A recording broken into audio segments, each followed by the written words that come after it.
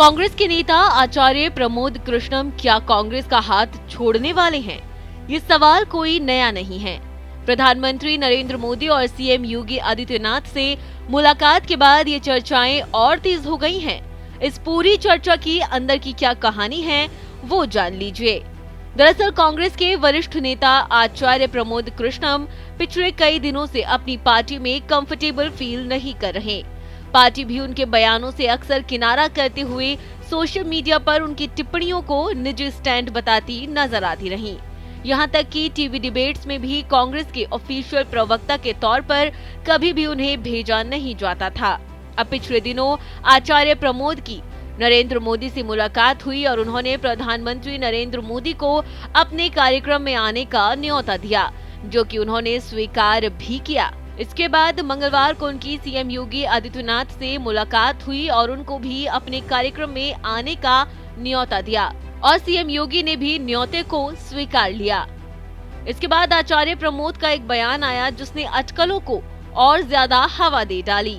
Media से बातचीत में आचार्य ने कहा, बीजेपी में कोई भी शामिल हो सकता है, चुनाव कोई भी लड़ सकता है।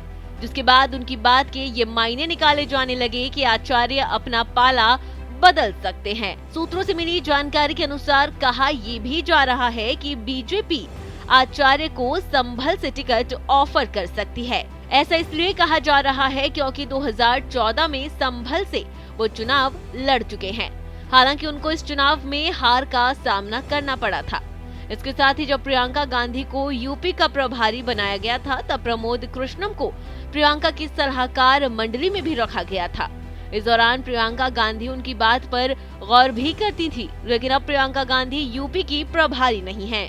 ऐसे में आचार्य प्रमोद से जुड़े सूत्र बताते हैं कि आचार्य का ऐसा दावा है कि कांग्रेस में तो हाई कमान से मुलाकात करने में महीनों लग जाते थे, वहीं बीजेपी में जब उन्होंने उन्हें अप्रोच किया तो प्रधानमंत्री के यहाँ से कुछ दिनों के अंदर ही फोन आ गया और मुलाकात भी हो गई। साथ ही सीएम योगी से भी उनकी मुलाकात हो गई। इसके साथ ही समाजवादी पार्टी की जो लिस्ट आई है उससे भी वो नाखुश हैं। समाजवादी पार्टी ने लखनऊ से और संभल से अपने कैंडिडेट घोषित कर दिए हैं। ऐसे में अगर आचार्य प्रमोद को चुनाव लड़ाना होता तो वो सीट खाली छोड़ दी जाती और कांग्रेस उस पर उनको चुनाव लड़ा सकती थी। लेकिन अब लखनऊ और संभल दोनों जगह से तो इंडिया गठबंधन से उनके चुनाव लड़ने की संभावना खत्म हो गई है। ऐसे में सूत्रों की माने तो एक संभावना उनकी ये भी है कि अगर बीजेपी संभल से उनको टिकट दे दे, क्योंकि बीजेपी के पास संभल में कोई बड़ा नेता है नहीं, वो सीट अभी विपक्ष के पास है, तो ये संभावना है कि बीजेपी का फोकस उन सीटों पर है जो वो 2019 में हार गई थी।